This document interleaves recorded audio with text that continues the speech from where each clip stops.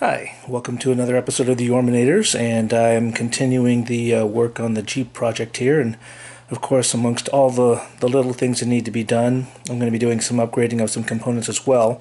Right now I'm working on the ignition coil assembly, which over here on the Jeep you can see the old crusty model here.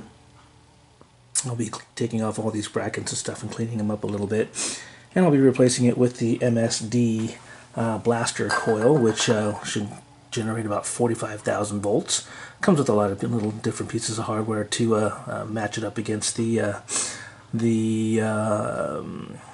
different applications that we'll be applying here. So this ought to be fun. I have gotten the MSD Master Blaster 2 coil all installed there. It's ready to go. Next thing I'll probably be doing is, well, one of the things I'll be doing is getting that battery replaced. It's been probably dead for a number of years, so no point in getting that thing, trying to charge that thing up. And then I just today pulled off the Holley tube aero carburetor.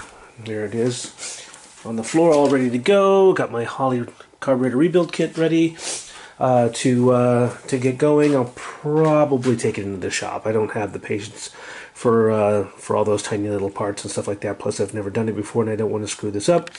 So I will be getting that done professionally, as opposed to doing it myself. Although I probably could if I really wanted to take the time to do it.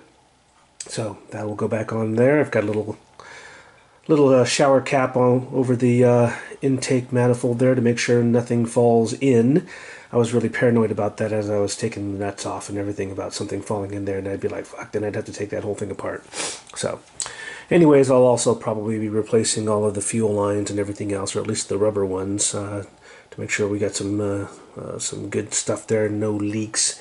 I think that would be pretty bad from from a perspective that I don't want to lose this thing so quickly. So anyways, more to come as time goes on.